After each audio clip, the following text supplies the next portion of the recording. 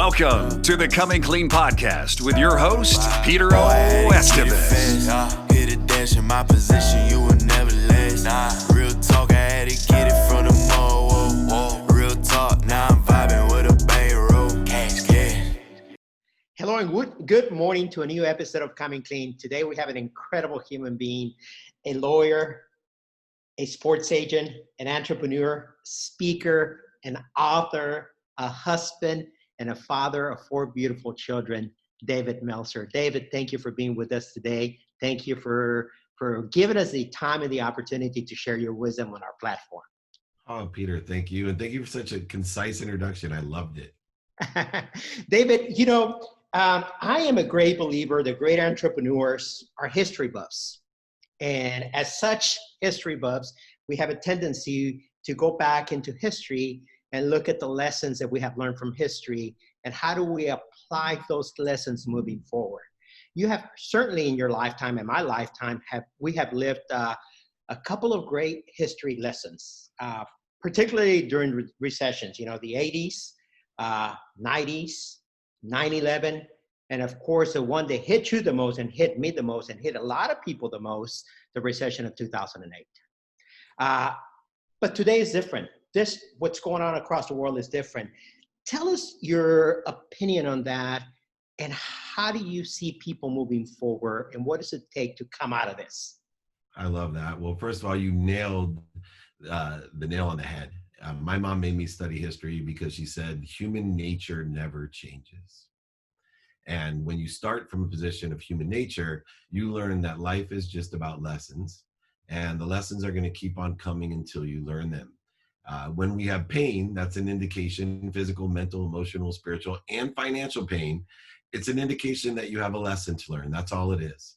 And so where we are right now is people are experiencing a great lesson. And for different people, there's different lessons that will be learned.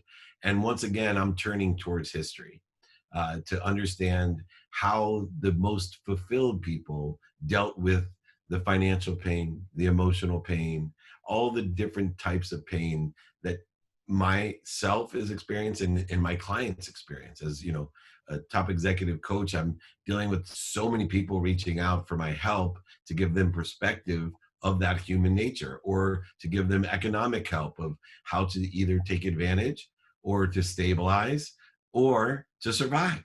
Yeah, and all three are existing pains for different people, determined upon what lessons they have to learn.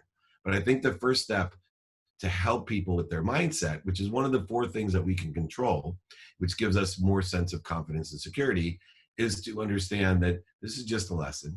I wouldn't be here if I needed anything. If I needed anything, I wouldn't be here. It's a simple philosophy. And when you start looking for the light, the love, and the lessons in everything, it's amazing what you find. It's like a race car driver that's staring at the road in front of them instead of at the wall. Those race car drivers that stare at the wall hit the wall. Those who stare at the road in front of them keep on driving down the road. So when you're driving and looking for the light, the love, and the lessons, you're going to find light, love, and lessons. And you're going to be one of those people like you and I that come out of these painful situations and say, that's the best thing that ever happened to me. Why?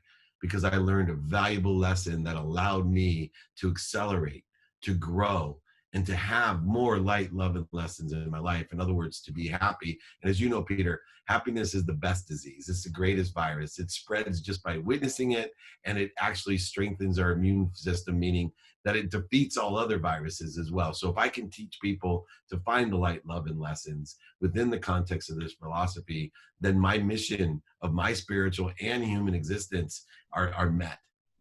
What an incredible answer, David. Thank you so much. Light, love, and lesson.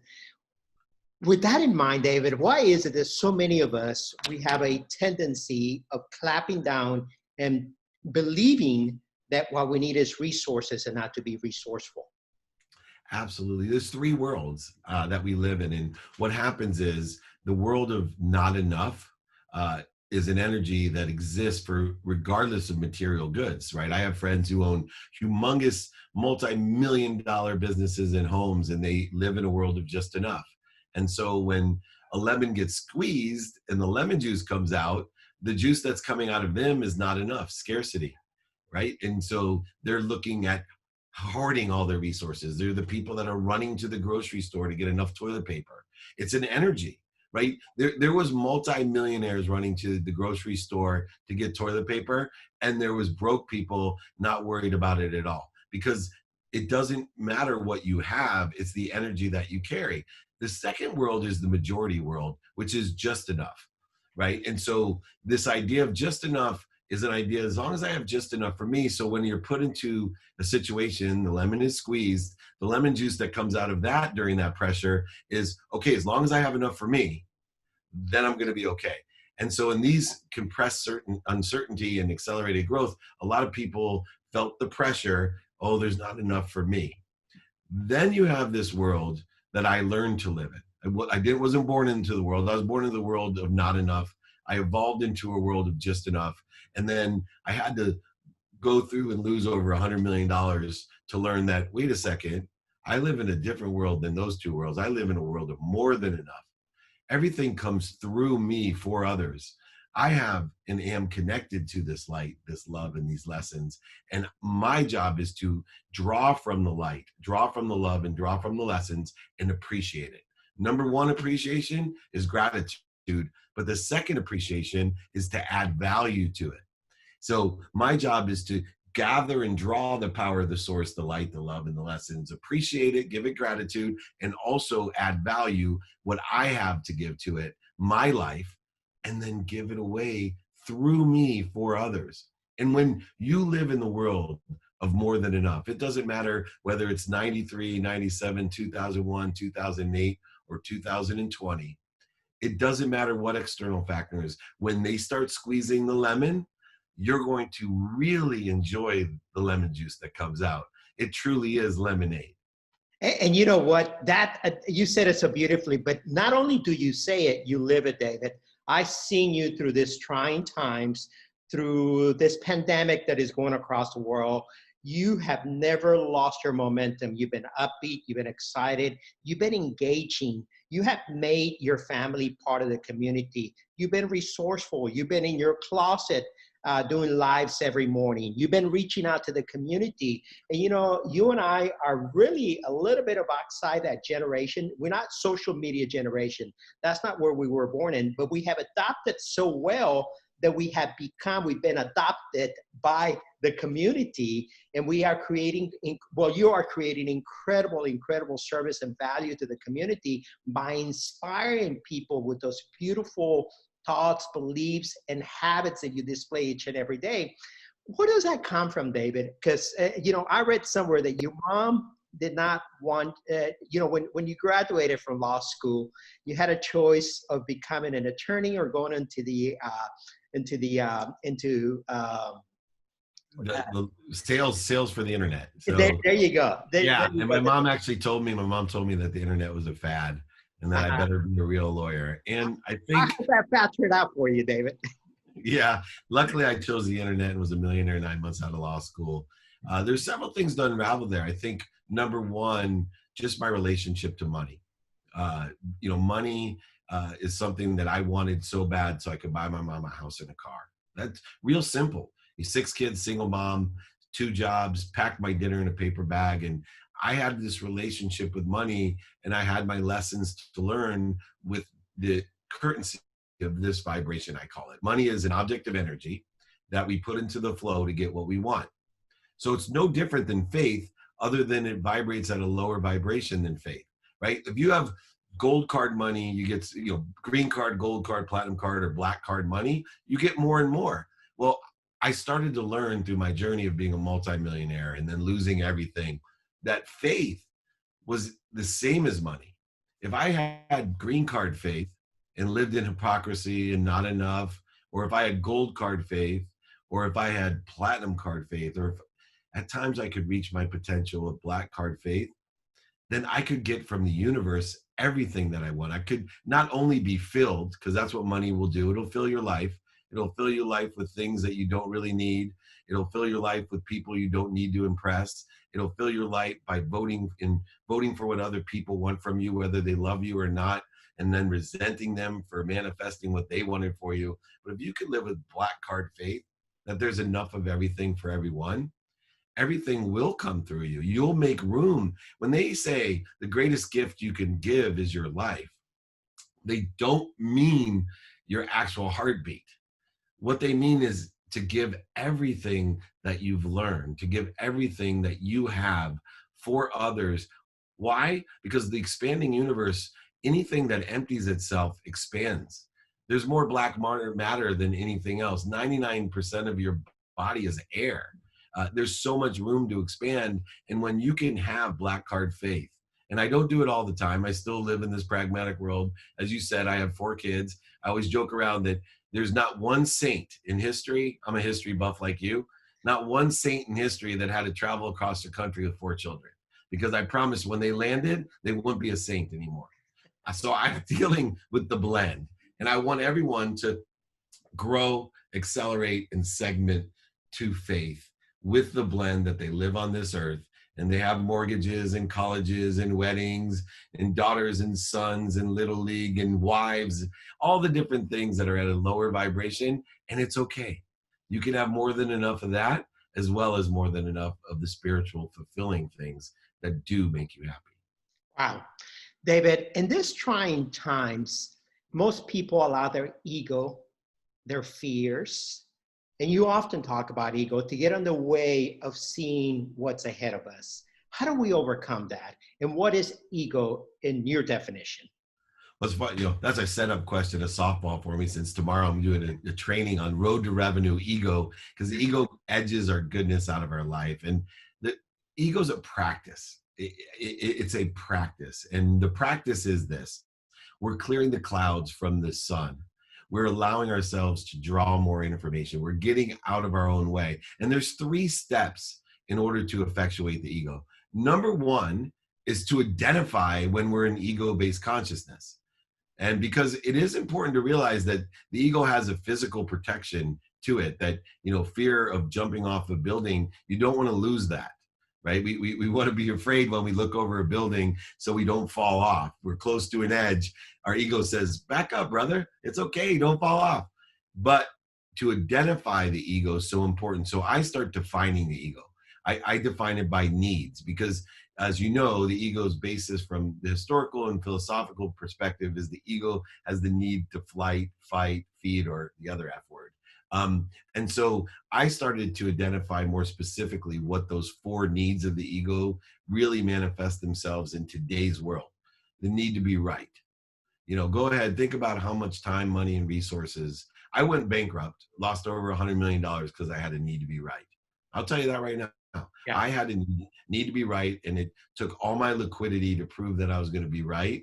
And then I leveraged myself too far over my liquidity and ended up losing everything. 2, a need to be offended. Man, that's quantum in my nature. Everything was a trade.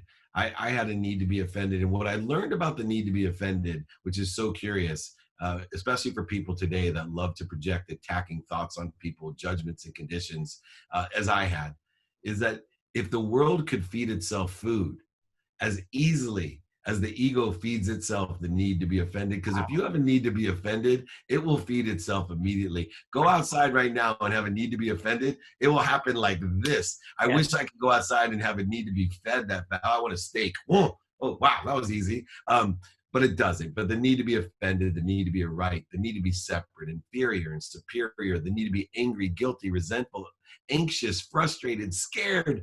These are all things I identify. So the first step is to identify. The second step is, when we're in ego, realize your body, mind, and soul are on fire. It's a corrosion. It's an interference. And so what do we do when we're on fire? The next step, we stop. Right? Stop for a second and make sure you identify that and give it a name.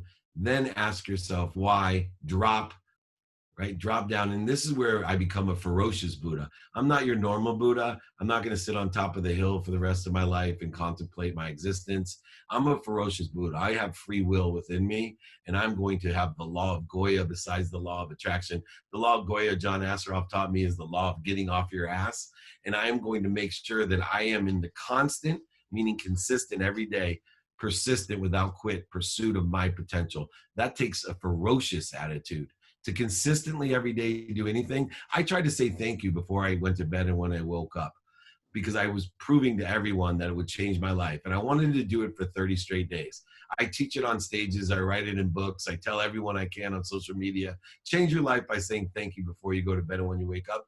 9 months it took me till I could get 30 straight days without it. That takes a ferocious attitude. That's me. I'm teaching it. It took me 9 months. So be a ferocious Buddha. Breathe through your nose, out through your mouth, straighten your spine, find that peace, and then roll or move in the trajectory that you want to move in.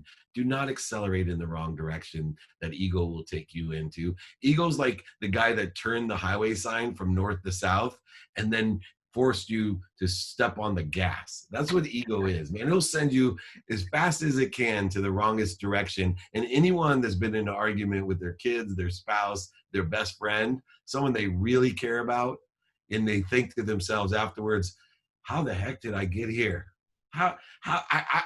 It's a practice to me. So I took it from being years to get to center, to months, to weeks, to days, to hours, to minutes, and now moments that I can shift my energy. But it's a practice. It took 13 years to go from years down to moments. And if there's any gift or any skill set I could give, it would be the practice of ending fear to everyone. Wow. Wow. Powerful words. David, you often say that you are a student of your calendar. And I have witnessed that. I have seen you every day at the same time on social media. You suit up and show up. You are engaging. Why is that so important? And why is it so important today in the trying times that we're living, to suit up and show up?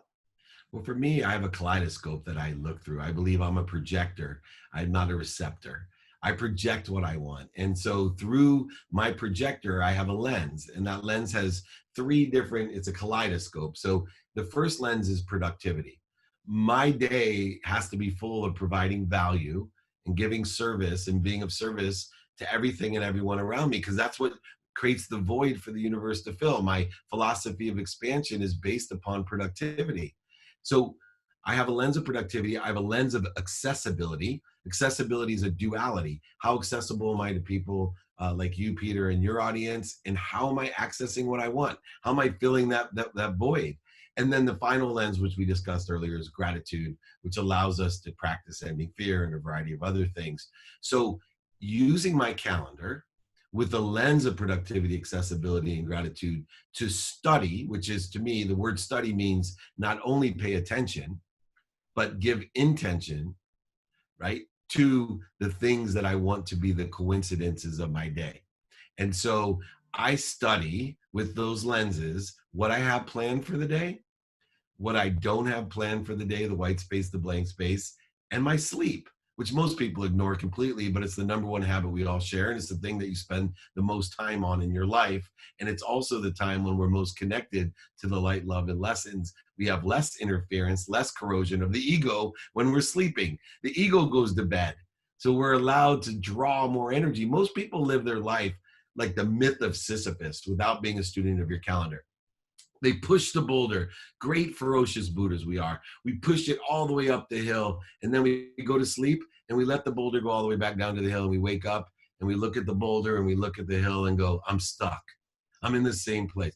Nah, when you're a student of your calendar, not only are you pushing the boulder faster, stronger, and higher, but you're allowing yourself to plateau and grow. When you wake up in the morning, you have a new higher frequency, a new level of awareness. You're able to create a baseline for yourself to go off of and to grow from there. And it is exponentially the best thing you can do in your life, because it raises your awareness to the productivity, accessibility, and gratitude that you've been blessed with. Wow. Another important thing that you often talk about, David, is radical humility. And you don't only talk about it, but you display it. You speak in an almost philosophical monotone. You speak very philosophically. You're very methodical, but yet you're exuberant of kindness and peace and tranquility within you. And that reflects across everything that you do. But what exactly is radical humility? I understand it, but will you share that with your community, our community? I think to illuminate who you are is the first step of humility. To be okay that you're a hypocrite. That's why I suggest people take inventory every day of their values, their personal values, their experiential values, their giving values and receiving values, because we have to be okay that we're hypocrites. What do I mean by that? You know, people don't want to admit that they've grown. A lot of people say they don't want to admit that they've changed. And a lot of people would say they don't like to admit they were wrong. Well, I just have to tell you, nobody out there would listen to me or like me if I didn't change, grow, and I wasn't wrong from when I was 20 years old and the values that I had.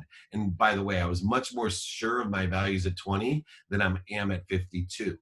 But humility is illuminating that. Illuminating that I am on a journey of learning, of finding and seeking the love and lessons in everything and everyone. And so humility comes from gratitude to appreciate that journey. Forgiveness, which allows us to have peace with that journey, allow us to illuminate the fact that I don't know what I don't know, and I still don't know what's coming. 3, accountability. It gives us control. Humility comes through accountability to say, what did I do to attract this to myself? And 2, what am I supposed to learn from it? And then the most important part for me about humility is not only giving, which most people think about radical humility is I'm going to give everything away. I'm going to be humble and I don't need anything for myself. That's not true. Radical humility is understanding giving and receiving are one. I am a ferocious Buddha. I want to receive as much as I can, appreciate it, be grateful for it, and add value to it and give it away and allow more to come through me. And I'm ferocious about that and radically humble, because in order to do that, I know I can't do it alone. So I'm seeking people that sit in the situation that I want to be in, people that have acquired the lessons, the love and the light, and something that I'm not aware of, that I can't see. And I'm doing the ultimate act of humility, asking for help. Wow. And that's the biggest shift in my paradigm in my life is I put those 2 words as many places as I can. I have a series of questions, of course, how I can be of service and value.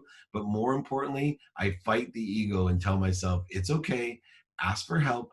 Let people know you don't know. Let them know that you need help, and they will help you, because not only do they have the capability and superpower within them, but you're making them feel good. Every time you ask someone for help, you're giving them a compliment. You're allowing them to experience the greatest feeling in the world of giving. Wow, powerful. David, is that where your quote, you can't be poor enough to make others rich, but you can be rich enough to help others become rich? Is that where that comes from? Exactly. I think too many people don't understand receiving. They're afraid to receive. They feel guilty receiving. They create resistance to it. And then they wonder why they're not in a position to help others, because they don't have enough for themselves, because they're not living in a world of more than enough. And I have so many people, especially now, they're my clients, doing extremely well. And very common comment is, I feel so bad. I know I shouldn't say this, but things are better than that. I'm like, no, put it out there. Let everyone hear it. Money does not stop, right? It slows down. It doesn't disappear. Let's get it moving faster and go ahead, get in its way, and then grab everyone else and put it in its way as well. Let it come through you for them. Don't apologize for your greatness. Use it to light up everyone else and liberate everyone else to do the same. David, what have been the greater lessons that you have learned during this past 8 weeks that we've been sequestered, for lack of a better word? Ironically, there's 2. One is just family. I really had shifted my health first, and it stays first, because if I'm not taken care of, I can't take care of anyone else. But the real thing was, I once again didn't know what I didn't know. I was lying to myself about how much I wanted from my family. It's not that I didn't have balance. I was lying to myself of how much I really enjoy being with my entire family and how much I value that. And as I was traveling around, I used blame, shame, and justification about, the kids are in school. I give 2 minutes, I give a minimum amount of 30 minutes to my wife, 30 minutes to my 10-year-old son, and 2 minutes to my 3 teenage daughters, and 1 minute to my mom to tell her I'm happy, healthy, I love her, and appreciate her, which are the only 4 things parents really want to know.